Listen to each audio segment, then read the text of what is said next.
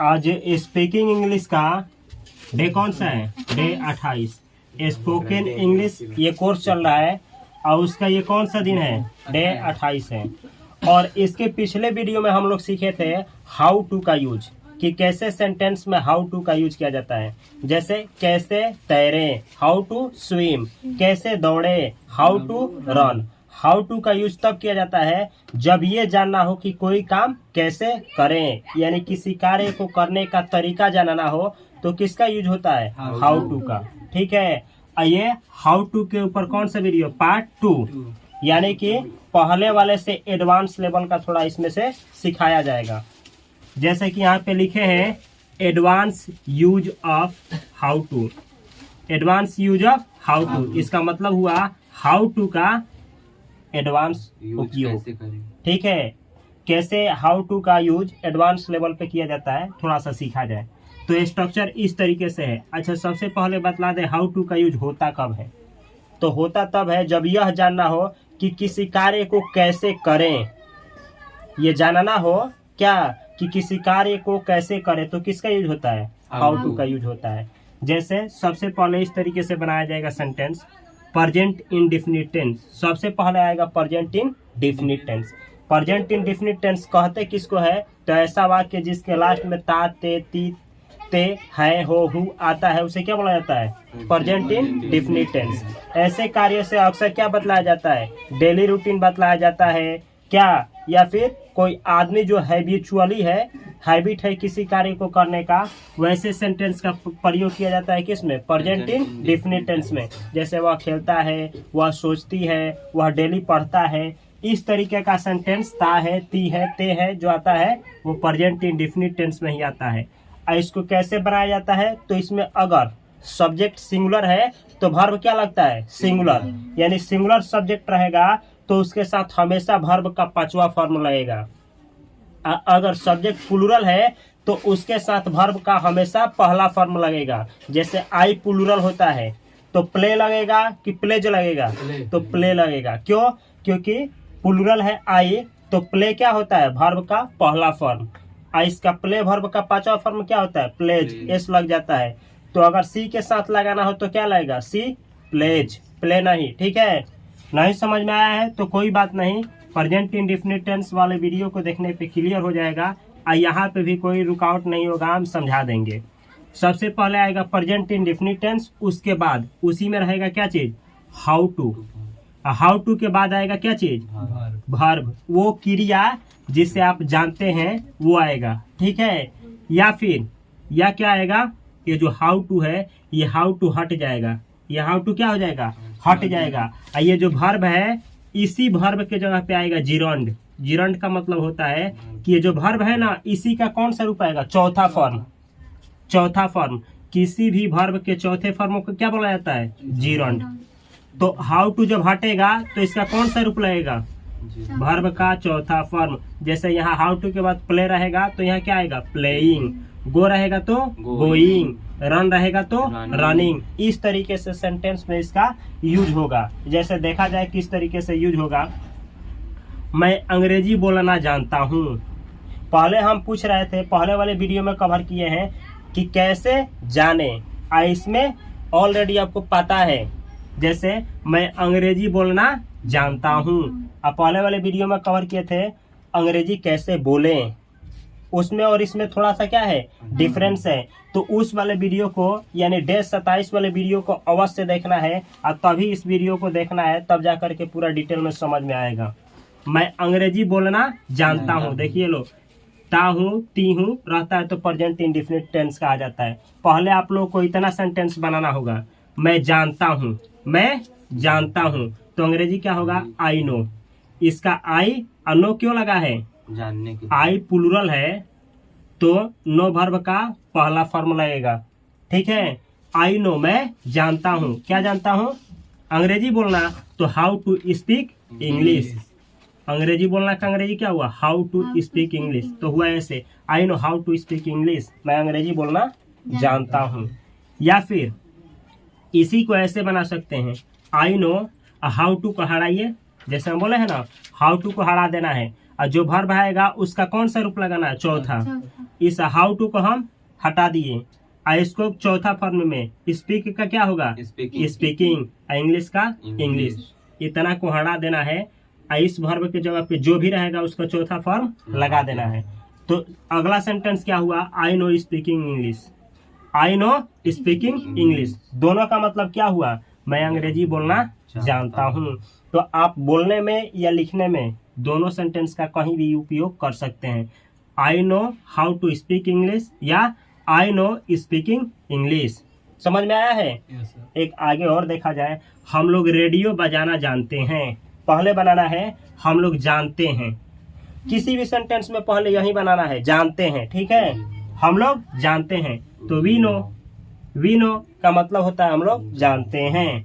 Present indefinite tense है we know, हम लोग जानते हैं। क्या जानते हैं, रेडियो बजाना। तो अंग्रेजी क्या हुआ, how to switch on the radio, how to switch on the radio. Switch on का मतलब होता है शुरू करना, चालू करना, ठीक है। इसका मतलब हुआ कि हम लोग जानते हैं, क्या जानते हैं, रेडियो बजाना।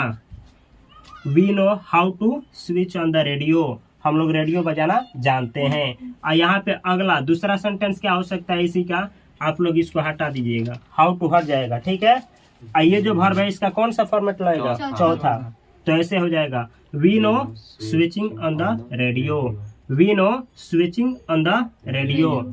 इसका मतलब हुआ हम लोग जानते हैं, क्या जानते हैं, रेडियो को बजाना या रेडियो बजाना, हम लोग रेडियो बजाना जानते हैं। अगला सेंटेंस है, रानी तैरना जानती है। सबसे पहले कितना का अंग्रेजी, रानी जानती है, रानी जानती है। तो रानी नोज, ये सिंगुलर है, वर्ब का सिंगुलर सब्जेक्ट है। तो सिंगुलर सब्जेक्ट के साथ क्या लगता है, वर्ब का पांचवा रूप प्रेजेंट इंडेफिनिट टेंस में दोनों का क्या लगेगा, नोज, रानी नोज। अगर यहाँ राम रहता तभी भी राम नोज, राम जानता है, रानी नोज, रानी जानती है। श्याम नोज, श्याम जानता है। ही नोज, वह जानता है। सी नोज, वह जानती है, ठीक है। रानी नोज, रानी जानती है, क्या जानती है, तैरना। तो ऐसे बोला जाएगा, how to swim. Rani knows how to swim, इसका मतलब क्या हुआ, रानी जानती है हाउ टू स्विम, यानी कि कैसे तैरा जाता है। रानी जानती है कि कैसे तैरा जाता है, अर्थात कहने का मतलब है रानी तैरना जानती है। समझ में आया है? अब इसी को ऐसे हाउ टू को हटाइए आप। इस वर्ब का कौन सा फॉर्मेट, चौथा। और चौथे रूप को ही क्या बोला जाता है, जीरंड। किसी भी वर्ब के चौथे रूप को क्या बोला जाता है, जीरंड। तो ऐसे बनेगा, रानी नोज स्विमिंग, रानी नोज स्विमिंग, रानी जानती है क्या चीज, स्विमिंग जानती है, तैरना जानती है, रानी तैरना जानती है। ऐसे ही बोलिए लो, रानी दौड़ना जानती है, रानी नोज रनिंग, रानी पढ़ाना जानती है, रानी नोज पढ़ाना टीचिंग, रानी नोज टीचिंग, रानी पढ़ना जानती है, रानी नोज रीडिंग। इस तरीके से बहुत सेंटेंस हो सकता है क्या, जैसे कि यहाँ पे था, मैं अंग्रेजी बोलना जानता हूँ, आई नो स्पीकिंग इंग्लिश। अब ऐसा ही आपको बोलना है, मैं दौड़ना जानता हूँ, I know running, I know running, मैं दौड़ना जानता हूँ। मैं बोलना जानता हूँ, आई नो स्पीकिंग। मैं खेलना जानता हूँ, आई नो प्लेइंग। क्या, मैं सोचना जानता हूँ, आई नो थिंकिंग। इस तरीके से आप बहुत सारा सेंटेंस बना सकते हैं, आप प्रैक्टिस कर सकते हैं। प्रैक्टिस से ही आपको क्या होगा, फ्लुएंसी आएगी, मतलब आप बिना हिच के इंग्लिश बोल पाएंगे। जैसे देखा जाए कुछ और सेंटेंस देखा जाए यहाँ पे, वह चाय बनाना जानती है, वह जानती है, इंग्लिश क्या होगा, सी नोज। क्या बनाना, चाय बनाना, तो होगा how to prepare tea. Prepare का मतलब होता है तैयार करना, बनाना। इसका फूड के लिए भी उपयोग किया जाता है और किसी चीज को बनाने के लिए भी प्रिपेयर का एग्जाम के लिए भी इसका उपयोग होता है। प्रिपेयर एग्जाम यानी एग्जाम की तैयारी करना, प्रिपेयर टी यानी चाय बनाना, प्रिपेयर फूड यानी भोजन पकाना। इस तरीके से इसका उपयोग होता है। See knows how to prepare tea, इसका मतलब क्या हुआ, वह जानती है, क्या जानती है, चाय बनाना। अब इसको ऐसे भी बना सकते हैं, हाउ टू को हटा करके इसका कौन सा रूप, चौथा। तो ऐसे हो जाएगा, सी नोज प्रिपेयरिंग टी, सी नोज वह जानती है, प्रिपेयरिंग टी यानी क्या चीज, चाय बनाना, यानी वह चाय बनाना जानती है। समझ में आया है? आगे देखा जाए, मेरी पत्नी अंग्रेजी पढ़ाना जानती है, मेरी पत्नी अंग्रेजी पढ़ाना जानती है। पहले इंग्लिश बनाना है, मेरी पत्नी जानती है, मेरी पत्नी जानती है। अंग्रेजी क्या होगा? My wife knows, my wife knows how to teach English. How to teach English का मतलब क्या हुआ कि अंग्रेजी कैसे पढ़ाएं। हाउ टू टीच इंग्लिश का मतलब हुआ अंग्रेजी कैसे पढ़ाएं। इस बात को कौन जानती है? मेरी वाइफ। कहने का मतलब है मेरी वाइफ अंग्रेजी पढ़ाना जानती है। यहाँ पे हम हाउ टू का हटा दिए। अब ये जो टीच है इसका कौन सा फॉर्मेट लगेगा? चौथा। तो होगा my wife knows teaching English. मेरी पत्नी जानती है क्या करना? टीचिंग इंग्लिश, यानी अंग्रेजी पढ़ाना। तो इसका हिंदी हुआ मेरी पत्नी अंग्रेजी पढ़ाना जानती है। समझ आ रहा है ना? आगे देखा जाए, अमर हिंदी पढ़ा। हाँ, अब कुछ नेगेटिव सेंटेंस देखा जाए। इस पे कुछ नेगेटिव सेंटेंस बनाए हैं जो कि समझना है। अमर हिंदी पढ़ना नहीं जानता है। अमर क्या नहीं जानता है? तो पहले बनाना है अमर नहीं जानता है, नहीं। तो इंग्लिश क्या होगा? Amar doesn't know. Amar doesn't know, चाहे ऐसे बना सकते हैं Amar does not know. Amar doesn't know का मतलब क्या हुआ? अमर नहीं जानता है। क्या नहीं जानता है? हिंदी पढ़ाना। तो इंग्लिश होगा हाउ टू हिंदी ना, तो यहाँ क्या होगा? हिंदी। यहाँ होगा हिंदी। अब पढ़ाना है ना, पढ़ना है। तो क्या अमर डजंट नो हाउ टू। अब पढ़ना का इंग्लिश क्या होगा? पढ़ना का इंग्लिश होगा रीड। ठीक है, रीड। हिंदी है ना, तो हिंदी। यहाँ पे है मिस्टेक। तो इंग्लिश क्या हुआ? Amar doesn't know how to read Hindi. Amar नहीं जानता है। क्या नहीं जानता है? कि हिंदी कैसे पढ़े, अर्थात अमर हिंदी पढ़ना नहीं जानता है। यहाँ पे भी क्या होगा? यहाँ पे भी होगा आप लोगों का क्या होगा? हाउ टू हटाइए, तो रीड का क्या होगा? रीडिंग। यहाँ हो जाएगा रीडिंग। ये हिंदी का हिंदी लिखे हैं। अच्छा, हाँ। तो अब समझा जाए, अमर हिंदी पढ़ना नहीं जानता है। अमर डजंट नो, अमर नहीं जानता है हाउ टू रीड हिंदी, कि हिंदी कैसे पढ़े। अर्थात अमर जो है हिंदी पढ़ना नहीं जानता है। या इसी बात को ऐसे कह सकते हैं, अमर doesn't no reading Hindi. Amar नहीं जानता है। क्या नहीं जानता है? हिंदी को पढ़ना। ठीक है, अमर हिंदी पढ़ना नहीं जानता है। आगे देखा जाए, रवि गाली देना नहीं जानता है। रवि गाली देना नहीं जानता है। सबसे पहले सेंटेंस रवि नहीं जानता है, अंग्रेजी क्या होगा? Ravi doesn't know. क्या नहीं जानता है? गाली देना। How to abuse, how to abuse. Ravi गाली देना नहीं जानता है, चाहे रवि नहीं जानता है गाली देना। ठीक है, रवि गाली देना नहीं जानता है। आगे इसी को हाउ टू को हटा करके क्या लगा सकते हैं? इसका चौथा फॉर्म। तो यहाँ हम इसको हटाए, क्या सेम का सेम उतारे, हाउ टू खत्म। इसका चौथा फॉर्म क्या हुआ? Ravi doesn't know abusing.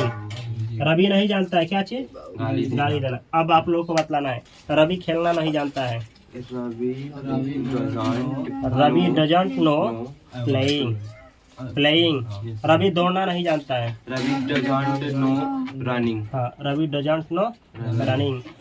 Ravi लिखना नहीं जानता है। Ravi doesn't know Ravi doesn't know writing. Ravi लिखना नहीं जानता है। ठीक है, एक और देखा जाए वाक्य नेगेटिव।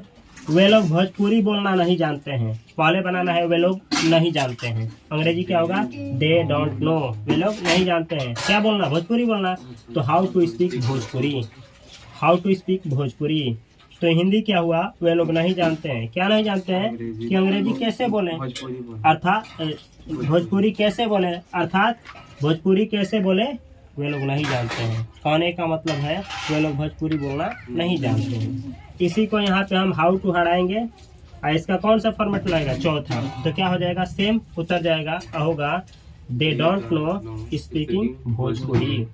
वे लोग नहीं जानते हैं भोजपुरी बोलना। वे लोग भोजपुरी बोलना नहीं जानते हैं। तो यहाँ पे इसको मिटा करके 5 हम सेंटेंस दे रहे हैं क्या, और उसको आप लोगों को क्या करना है? बनाना है। और जो भी इसको ऑनलाइन देख रहे हैं मेरे व्यूअर्स, उसको कमेंट बॉक्स में कमेंट करेंगे। ये सेंटेंस यहाँ पे लिख रहे हैं और आप लोग बनाने का प्रयास करिए। सबसे पहले हम हट जाते हैं और इसका आप लोग स्क्रीनशॉट ले लीजिए लो।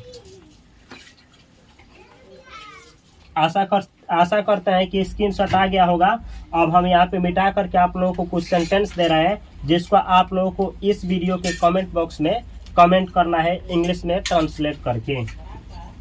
तो ये रहा चारों सेंटेंस जिसको आप लोगों को कमेंट बॉक्स में कमेंट करना है, और मैं यहाँ पे बना रहा हूँ। अगर बन जाए तो इसको मिला भी लेना है। वह हंसना जानता है, तो पहले अंग्रेजी आप लोग बनाइएगा, वह जानता है। वह जानता है इंग्लिश क्या होगा? ही नोज, ही नोज, वह जानता है। हंसना तो अंग्रेजी क्या होगा? हाउ टू लाफ, LAUGH अंग्रेजी हुआ he knows how to laugh. वह जानता है, क्या जानता है? हंसना जानता है। या इसी को आप लोग बना सकते हैं दूसरे तरीके से। क्या बतलाए हैं? बोले हैं हाउ टू को हटाना है, या जो वर्ब रहेगा उसका चौथा फॉर्म कर देना है। तो अंग्रेजी क्या होगा? इसको हम हटाएंगे और इसका चौथा फॉर्म लगाएंगे, तो हुआ अंग्रेजी ही नोज, ही नोज। ये हुआ laughing, laughing, he knows laughing. वह जानता है, क्या जानता है? हंसना। वह हंसना जानता है। एक और बना जाए सेंटेंस, आप क्रिकेट खेलना जानते हैं। सबसे पहले बनाना है आप जानते हैं। आप जानते हैं अंग्रेजी क्या होगा? यू नो, यू नो, आप जानते हैं। ये प्लूरल होता है, इसीलिए वर्ब का पहला फॉर्म लगाए हैं नो का। आप जानते हैं, क्या जानते हैं? क्रिकेट खेलना। तो अंग्रेजी क्या होगा? How to play cricket, how to play cricket. तो अंग्रेजी हुआ you know how to play cricket. आप जानते हैं क्रिकेट खेलना।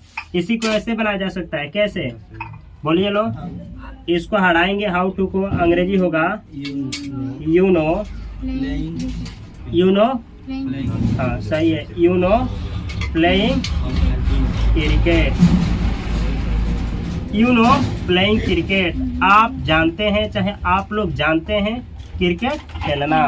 आप लोग क्रिकेट खेलना जानते हैं। अगला सेंटेंस है, नेगेटिव सेंटेंस है, बनाना है। वह पढ़ना नहीं जानता है। पहले अंग्रेजी बनाना है, वह नहीं जानता है, वह नहीं जानता है। अंग्रेजी क्या होगा?